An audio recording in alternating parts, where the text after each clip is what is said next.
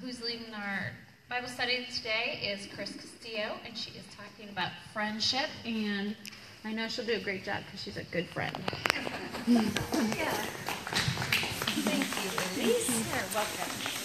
So, my topic today is friendship, and I have a little quote up there. I'm not sure who said that, but there's nothing better than a friend unless it's a friend with chocolate.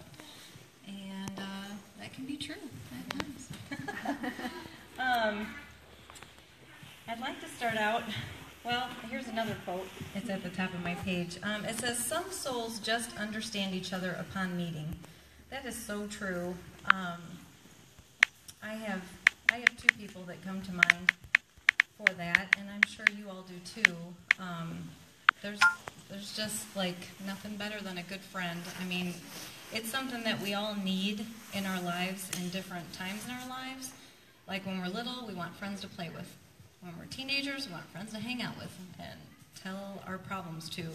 And when we get older, we might want our friends at our wedding, or, for the birth of our children. And then, as we get older, and I'm in my mid-40s, you just need a good friend to talk to sometimes, because there's a lot going on in life. And it's just nice to have somebody to be there for you, The Holman Bible Dictionary describes friendship, and I'm quoting from this one right here, a close, trusting relationship between people. And Yahweh gives us lots of examples of friendship relationships in the scriptures, and also advice on how to pick good friends and people to stay away from that are not necessarily your friends. So we can start out in Genesis, where Genesis 38:12 shows an example of a simple association. If somebody wants to read that, or I guess I can read it since I've got the microphone, if I can read it. It says, "After a long time, Judah's wife, the daughter of Shua, died. When Judah had recovered from his grief, he went up to Timnah to the men who were shearing his sheep, and his friend, Hirah, the Adullamite, went with him." So they might just be acquaintances, or they might work together. They might not be best friends, but it's stated as his friend. So that's just a simple association. Then we have a completely different example of a friend in 2 Samuel 15:37. If someone wants to read that one. 2 Samuel 15:37.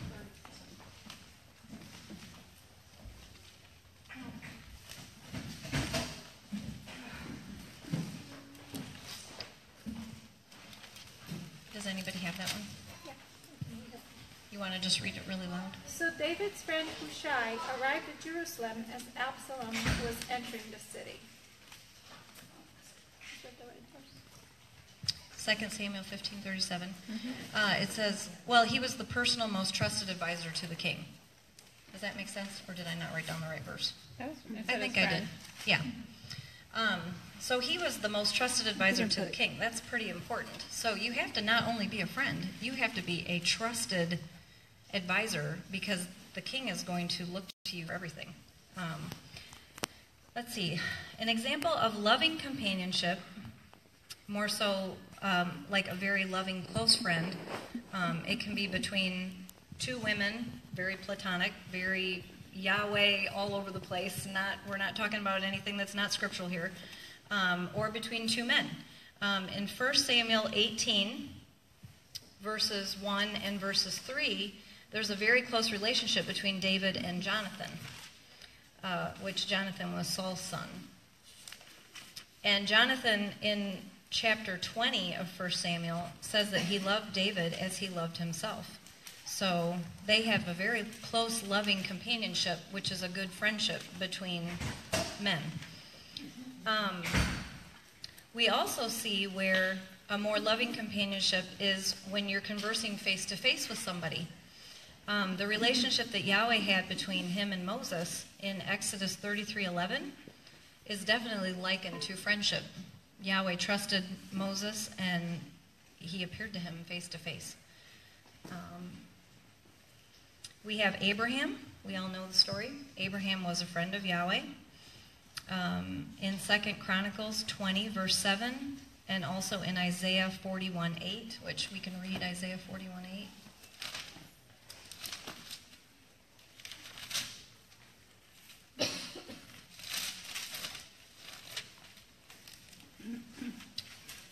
Verse 8 says, "But you, O Israel, my servant Jacob, whom I have chosen, you descendants of Abraham, my friend."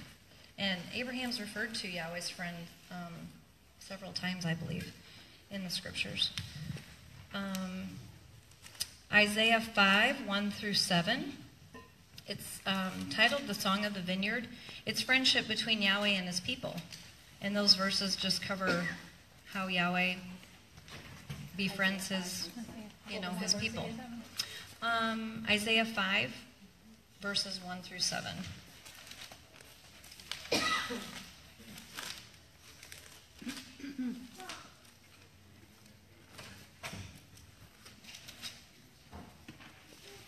I'll just read it really quickly. "I will sing for the one I love a song about his vineyard. My loved one had a vineyard on a fertile hillside. He dug it up and cleared it of stones and planted it with the choicest vines. He built a watchtower in it and cut out a winepress as well. Then he looked for a crop of good grapes, and it yielded only bad fruit. Now you dwellers in Jerusalem and men of Judah, judge between me and my vineyard. What more could have been done for my vineyard than I have done for it? When I looked for good grapes, why did it yield only bad? Now I will tell you what I am going to do to my vineyard. I will take away its hedge, and it will be destroyed. I will break down its wall, and it will be trampled. I will make it a wasteland, neither pruned nor cultivated, and briars and thorns will grow there. I will command the clouds not to rain on it. The vineyard of Yahweh Almighty is the house of Israel, and the men of Judah are the garden of his delight. And he looked for justice, but saw bloodshed, for righteousness, but heard cries of distress." So that's describing friendship between Yahweh and his people. And I did get that from this Bible dictionary here. The book of Proverbs, if we could all turn there, is loaded with references that have to do with friendship. We can start out in Proverbs 12:26. And I'll just tell you a quick little story. When we used to go to Rocheport Assembly, they had children's classes, and Amy had to memorize a verse for one of the classes. And she knows it to this day, and she quotes it a lot. She'll just randomly say it out loud sometimes. And it has to do with a friend. And I was like, oh, I'll put that in my talk. Amy's thing that she always quotes is Proverbs 17:17. She says, "A friend loves at all times, and a brother is born for adversity." And that's a great one. But we're going to do Proverbs 12:26. That says, "A righteous man is cautious in friendship, but the way of the wicked leads them astray." So we as believers definitely need to be cautious in who we make friends with, because they can be very convincing, or they can lead us astray, and we don't want to do that. We want to stay on Yahweh's small, straight path.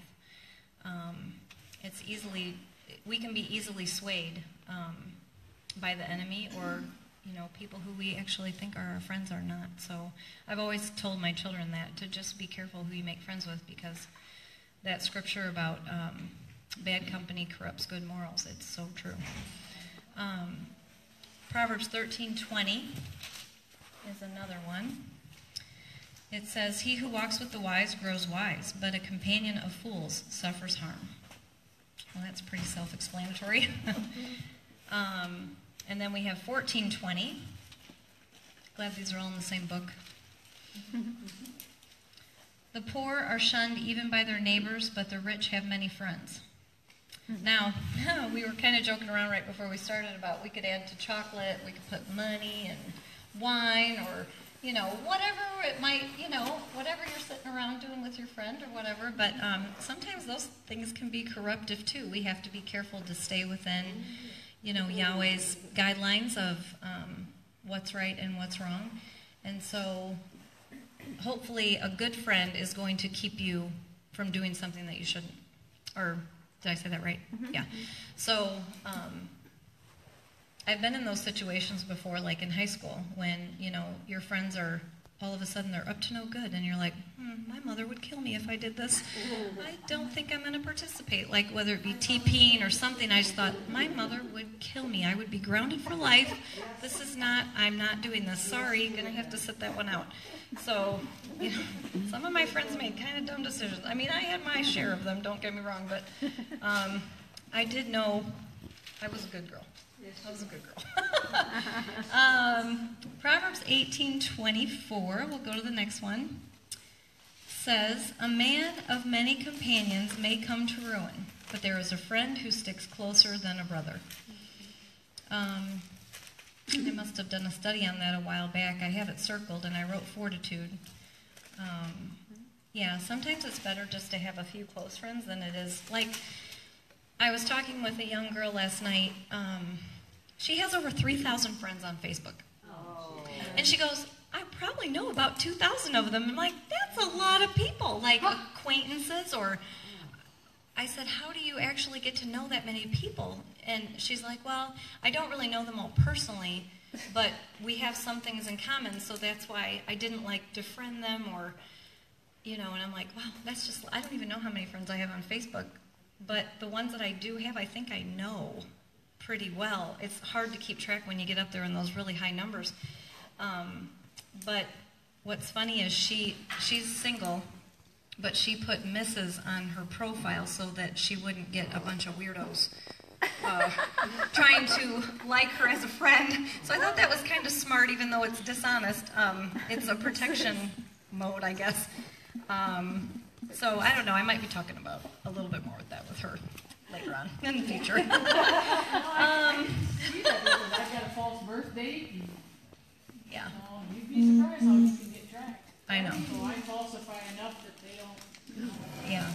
Well, why do you need 3,000? They're not friends. She doesn't even know probably. There's a difference between acquaintance anyway and friends. Right, definitely. Right. Friend on Facebook doesn't mean friend in real life. That's right. A friend on Facebook does not mean friend in real life, Elise said, and that is so true. It means you click the button that says add friend. That's right. That's about all it took. Okay. I've got a few more here in Proverbs. They're just so good you can't pass them up. So Proverbs 19:4, wealth brings many friends, but a poor man's friend deserts him. That's true. If I won the lottery today, how many people would be my new friend? But you can remember your old friends.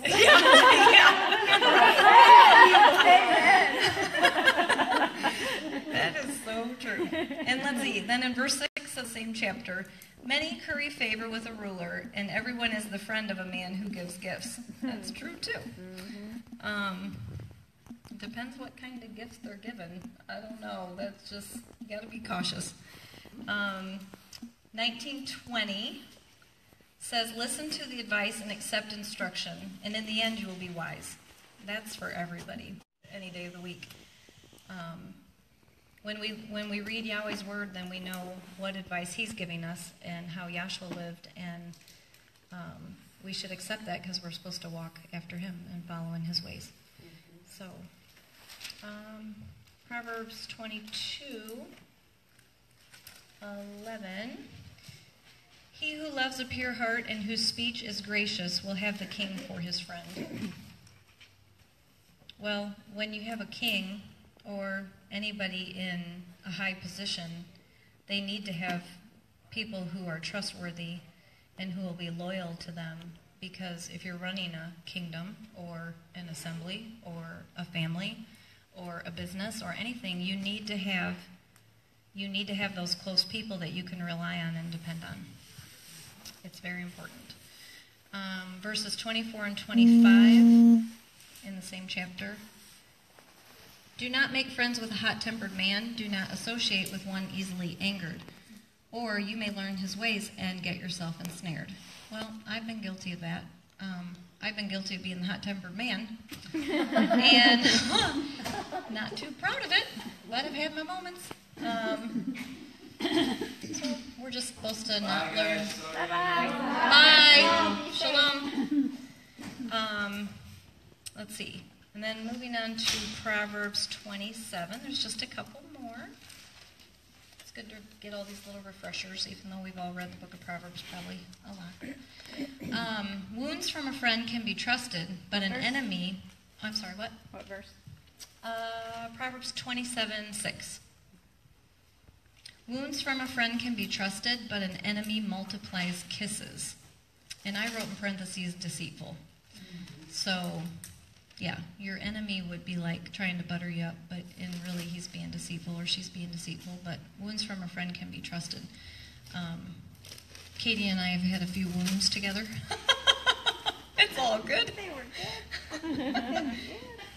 Katie's probably my longest lifetime sister, friend. Like, we've been through it all, done it all, said it all, thought it all. We've just, yeah, Katie knows me like the good book because mercy. Katie has been there for me with everything. Let's see. Proverbs 27:10. Do not forsake your friend and the friend of your father, and do not go to your brother's house when disaster strikes you. Better a neighbor nearby than a brother far away. Why is that, I wonder? Instead of going to your brother, go to your neighbor. Well, it says when disaster strikes you. It's better to know your neighbors. So, it's probably easier for the neighbors to help you than your brother who lives away. it is. Yeah. Like literally my brother lives 2 hours away. Yeah. So I would rather go to Katie's house or to Elisa's house because they're closer than I would my brother. Yeah, I see. So it is good to know your neighbors, and it's good to know who you can trust. And, we have a lot of neighbors that are around our property, and we really don't know a lot of them, and they don't know a lot about us. And that's kind of sad because I think sometimes we're afraid of the unknown. But they are all welcome to come over here and check us out, and they'll know that we're just great, loving people, and they can learn a lot. And what you said, I love that because recently, I know y'all may have heard of the shooting in the area. Mm-hmm. I was at home by myself with my daughter, and my brother called me and said, hey, I want you to know that there's a shooter. They haven't caught him yet, so I want you to be safe. Do I need to come over there? I said, I'm going to talk to all my neighbors. So I called all my neighbors and said, hey, this is what I heard. Let's all keep a lookout together. Mm-hmm. And so that worked just like you said. It really, even though he's willing to come, they're right there already, and I'm there for them, and vice versa. So. Yeah, it's kind of like a neighborhood watch. The neighborhood I grew up in, and it was a very nice neighborhood. My mom and dad knew everybody in the neighborhood, and we knew who we could trust and whose house we weren't supposed to go to. And we had a neighborhood watch program. Everybody watched out for each other. So when somebody was on vacation, that house got watched and made sure that nothing happened to it or whatever. And it really is, it's a biblical concept. You look out, for each other, and when the ox is in the ditch, you go help them pull it out. Okay, moving on to Ecclesiastes. In chapter 4, verses 9 through 12, it says, 2 are better than 1, a good return for their work. If one falls down, his friend can help him up. But pity the man who falls and has no one to help him up. So it's definitely good to have somebody by your side. And we also know that, many hands make light work. So I think that, sometimes it's good to be by yourself and either do your work quietly and if you do it good and do it for Yahweh. But sometimes it's good to have a group of people or even just 1 or 2 extra people helping you with whatever. And it goes by faster and it's so much more fun. Mm-hmm. I love to walk, but I don't like to walk alone. I mean, action, I believe, stems from the Hebrew because the Hebrews were people of action, whereas the Greeks were thinkers. And I know in our Western culture, we're taught to be more thinkers than we are people of action. But I think Yahweh's assemblies across not even the United States, and there's lots of other groups too, not just churches, but there's other, I can't think of the word, organizations that are just full of action. They get the job done, whether it's feeding world hunger or whatever that might be. Those groups, those people that work for those kind of organizations and churches, they are just full of action, like, when they do a food drive. It's all about action. They're not sitting on their butts doing nothing. They are, like, out there, they're feeding people or, whatever it might be. So we can do that as far as friends go, too. It's about action. We show each other we're doing something for someone else and expecting nothing in return. So that's really what friendship is about. Being a good listener, lending a hand or a shoulder to cry on. That's definitely a good characteristic of a friend. And we all need that every once in a while. True friendship takes time to get to know each other, time to build shared memories, time to invest in each other's growth. Trust is essential. We need to share our lives, thoughts, feelings, and frustrations. And if you have, someone, whether it be your spouse or a best friend, another relative, or just, someone in the assembly that you can talk to, that you can totally trust, and you can just dump everything on, and that it's not going to leave that spot. We all need somebody to do that every once in a while. Yep, and I just said my next line. I said we need, with an underline, to share our deepest secrets with someone without worry. Faithfulness and loyalty. And we were talking about that with the scriptures that had to do with the king. Without these, we feel betrayed, left out, and lonely. It's hard to have good friends when they're not faithful or loyal to you. That goes along with trust. There's no backbiting, no negative thoughts, no turning away. But one thing that does go along with friendship is honesty. You have to be able to tell your friend the truth. So, if you can't, be honest with the other person, then, I don't know, that almost needs work, because you have to be able to say what you need to say in a loving way. Go ahead, Pat. Oh, this was way back in 1990 or 91, I can't remember, but I was on my way out to a friend's house, and it was kind of snowy and slick out, and I had my little son Tony with me at that time. Anyway, I noticed the guy behind me, he seemed awfully upset because I wasn't going quite fast enough, but there were people in front of me, and so all of a sudden I noticed that he was swerving and he went off the road, and he was stuck, he couldn't get out. So Tony and I both got out and went to help him, and he was just not nice, but anyway, and we couldn't move the car, so I prayed that the angels would come and help us, and doggone it, that car didn't take off. He never said thank you or anything. He took off, and I thought, well, Lord, yes, I hurt my feelings, but still, some people just don't know that, and so, but anyway. I think that, someday, or maybe he already has, he'll realize that, I shouldn't have been so fair to you. There's always hope, right? Turn around. You got your blessings, whether he did. That's right. Yeah. You did the right thing, so it's in his court now. Friendship requires accountability. Real friends encourage one another, forgive one another, support during times of struggle. Yahshua was described as a friend of sinners in Matthew 11:19. And we can turn there.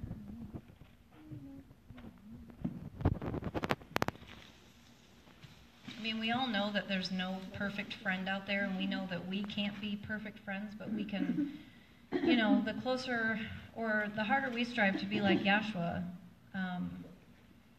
then I think the closer we can get to being not only a good friend, but, to being like Yahshua. It says, "For John came neither eating nor drinking, and they say, he has a demon. The Son of Man came eating and drinking, and they say, here is a glutton and a drunkard, a friend of tax collectors and sinners. But wisdom is proved right by her actions." So, wow, they accused him of being a glutton and a drunkard, and a friend of tax collectors and sinners. Well, Yahshua spoke to everybody. He didn't have respecter of persons. And we all know that there's no perfect person out there. We've all sinned, and Yahshua's our example, so, we just should try to do our best every day. And I know sometimes that's harder depending on the situation that we're in, but I think that, we've all been given the right tools, and that's the scriptures, and, what to do and what not to do. So I think the more that we read it and the more that we pray and draw closer to Yahweh, then I think those things naturally just grow in us. And if we put them into practice. Yahshua called his disciples friends in Luke 12 and in John 15. The book of James pointed out, James pointed out in the book of James, to Abraham, the friend of Yahweh, as one whose example of active faith is to be followed. So I think we could all strive to do that.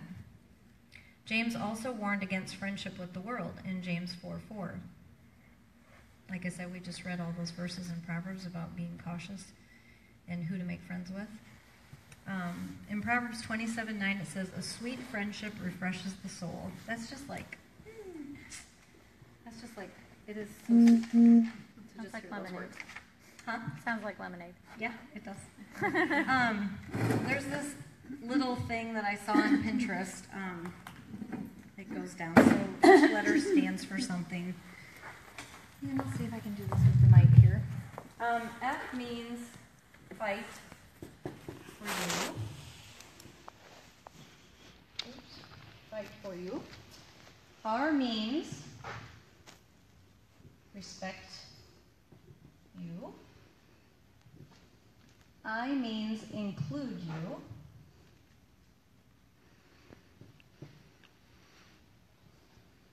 E means encourage you.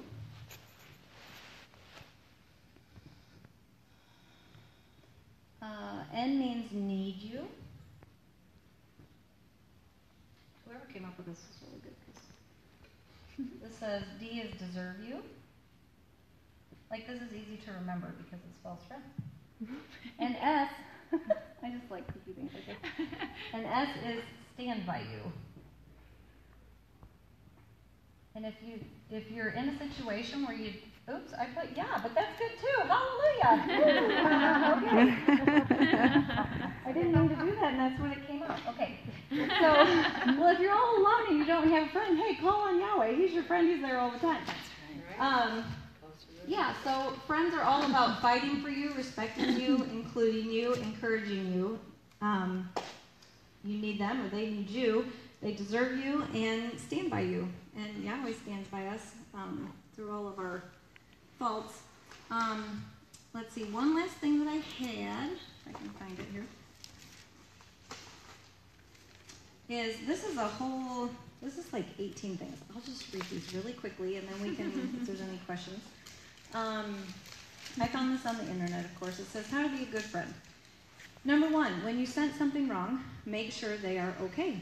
Sometimes just a look is all it takes to realize that something's not right. I should go over and check on them to see if they're okay.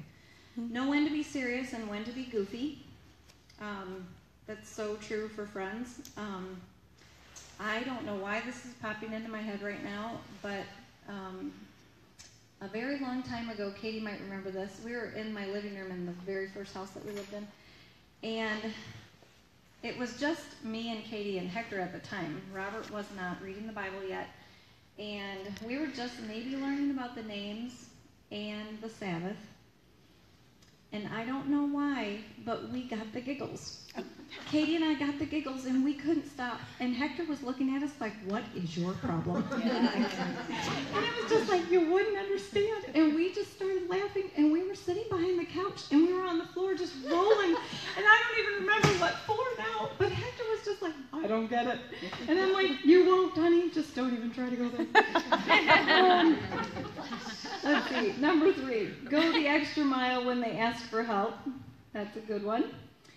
Don't give up on them during their darkest hours, because that's when they need you the most. Make them feel wanted. Tell them, I've got your back. Keep in touch. Cheer them up. The keep in touch reminds me of Laura Meyer. I don't know how many of you know Laura Meyer, Sister Laura Meyer. She's in the assembly. her and her family just recently moved very, very far away to Australia.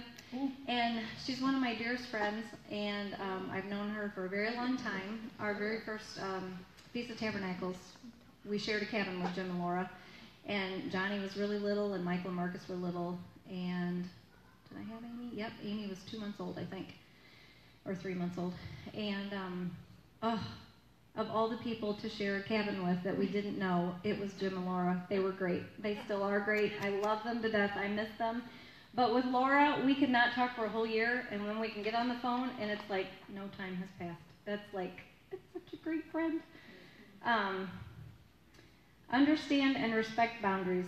Pick up right where you left off. Oh, that's Laura 2's number 7 and 6. No matter how long it's been.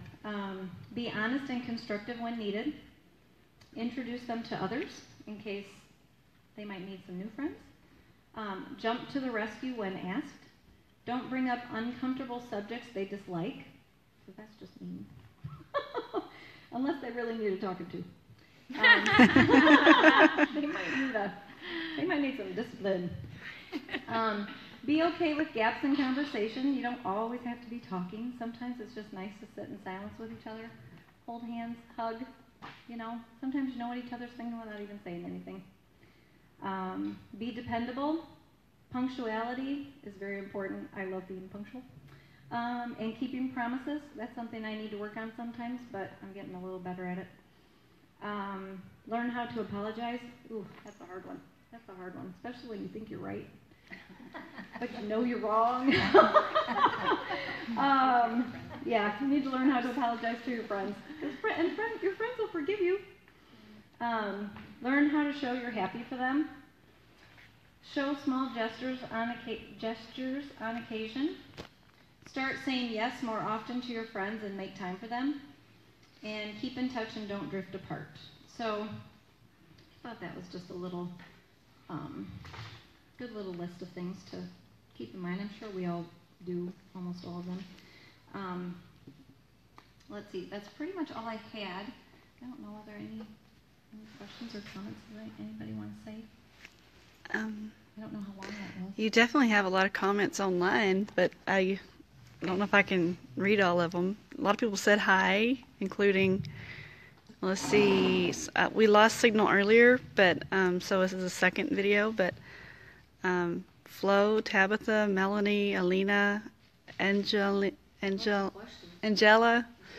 Carla, yeah, they're, well, they had comments, and they're agreeing, and it looks like everybody is really blessed by your message. And well, thank you, everybody who was online listening.